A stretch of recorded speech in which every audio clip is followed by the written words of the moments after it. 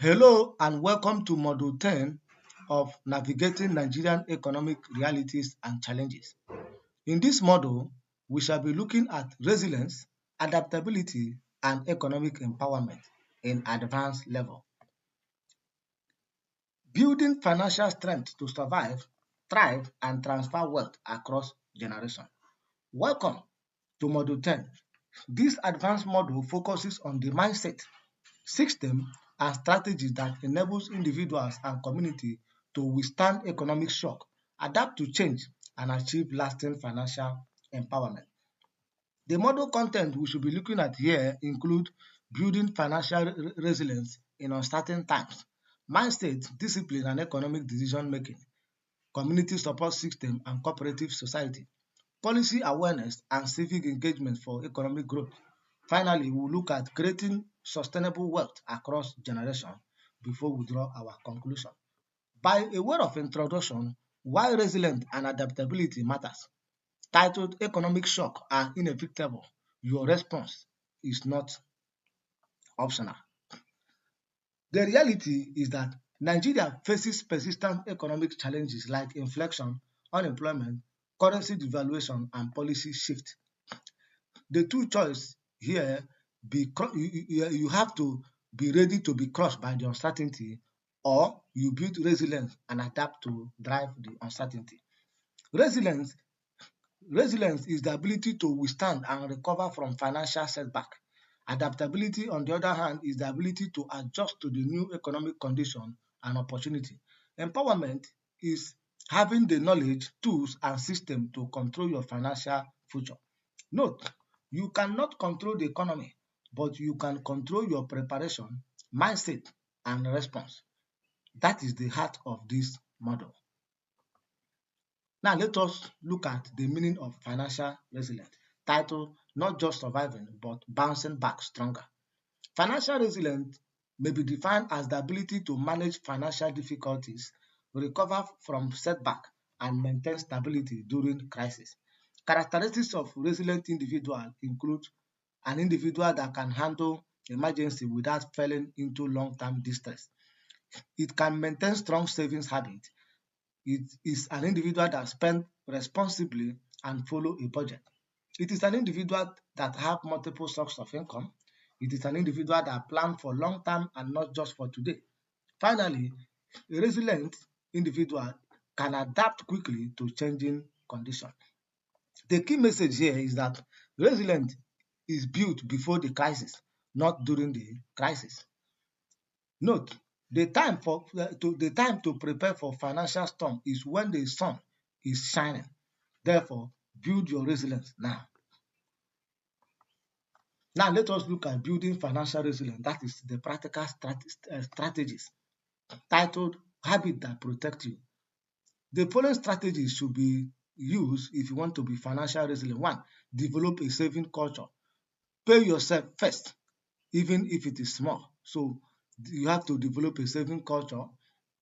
Then build an emergency fund that covered 3 to 6 months of essential expenses. Create and follow your budget. Diversify your income. Reduce unnecessary debt. Avoid high interest borrowing. Then lastly, invest wisely. Choose assets that preserve value during inflation. Then acquire financial knowledge. Read, attend training, and consult experts. Then finally, adapt continuously. Be open to new opportunities and technology. Note, these are not optional luxuries. They are survival essential in a volatile economy like that of Nigeria. Having known that, let us now look at the mindset. The mindset,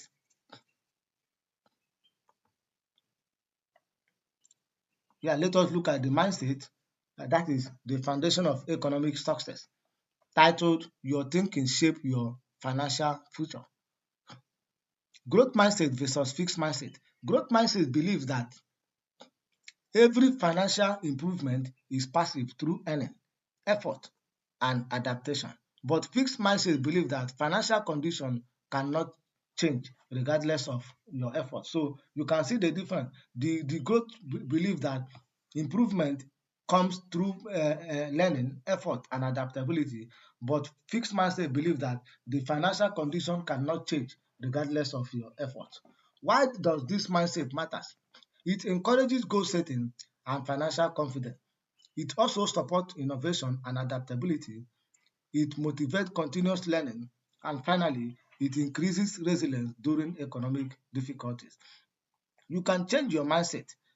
It starts with self-awareness and deliberate practice. Note, money habit begins with the mind. If you believe you cannot change your financial situation, you will prove yourself right. Having known that, let us now look at financial discipline, that is, doing what you know you should. Titled Knowledge Without Action is Useless. Financial discipline is the ability to control your spending and consistently follow responsible money management practice. Characteristics of financial discipline individual include an individual that track income and expenses. It's an individual that save regularly even when it is hard. It is an individual that can avoid impulse purchases, that is purchases to please people. It is an individual that borrowed responsibly, borrowed only when it is necessary and affordable. It is an individual that can think long term, not just about immediate gratification. Why does this discipline matter? It prevents financial waste, it encourages savings and investment, it reduces debt problem, and improves overall financial stability. Note, discipline is the bridge between goal and achievement. You can have the best plan, but without discipline, it will fail.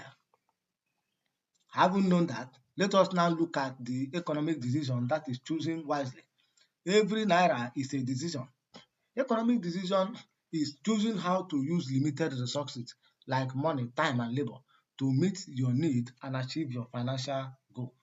Some of the factors to be considered in your economic decision making include your level of income, your need versus your want, prioritization, then your economic decision like inflation, price, and empowerment. You'll also consider factors like financial knowledge. Are you informed versus uninformed uh, choice making? Then you finally consider your personal value and long-term goal. Examples of economic decision is savings versus spending. You have to make a decision whether to save or to spend. You have to make decision which investment to choose, and another decision is to whether to take a loan or not. Another decision is to how to budget household expenses. Note, poor daily decision, not lack of income, are the primary reason many people remain financially stuck. Having known that, let us now look at community support system. You cannot do it all alone. Together, we are stronger. Community support system is the network that provides social, emotional, and financial assistance to members.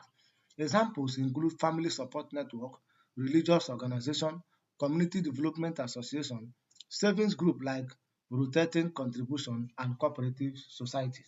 Why do they matter? They provide financial assistance during emergency. They help to reduce poverty through collective effort. They help to strengthen social unity and trust. And finally, they help to offer access to funding and business opportunities. Note, individual effort is essential, but community multiplies your capacity. Therefore, no truly wealthy person built everything all alone. Having known that, let us now look at the cooperative society, that is the structural mutual support, titled Pooling Your Resources for Shared Growth. Cooperative society refers to as voluntary association of individuals working together for common economic, social, and financial goal. We have different types of cooperative, some of which include credit and savings cooperative society that offers loan and savings discipline. We have agricultural cooperative society that helps farmers to get farm input, marketing, and finances. We have consumer cooperative society that help bulk purchasing at lower prices. Then we have multipurpose that provide various economic services to their members. Some of the benefits of cooperative society include they help easier access to loan than traditional bank. They encourage savings culture. They help to share risk among members and support business growth and entrepreneurship. Some of the challenges of cooperative society include poor management, lack of transparency, and misuse of public fund.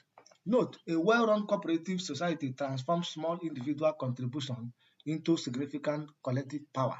Therefore, join one or start one today. Having known that, let us now look at policy awareness, that is, know the rules of the game, titled Government Policies That Affect Your Pocket. Therefore, pay attention. We have policy awareness. Policy awareness is the understanding of government laws, rules and regulations, as well as economic programs that affect your finances. Example of policy to track include tax policy, how much you can pay back to government as a tax. You must also have the knowledge of monetary policy, that is interest rate and how government control inflation.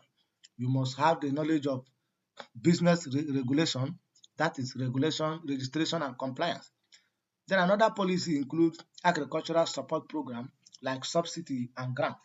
Finally, financial inclusion initiative policy is also example of policy to attract. Why the awareness matters? It enables informed financial and business decisions. So it helps you to make an informed financial and business decision. It helps you to assess government opportunity like loan, grant, and training. This policy awareness help you to be keep you compliant. That is, avoid penalties. So it helps you to avoid government penalties. It helps to support economic empowerment. Note, ignorance of policy is not a bliss. It is expensive. Many opportunities are missed simply because people do not know they exist. Now let us look at civic engagement, that is participating in your economic future, titled Citizens Who Engage, Economic That Grows.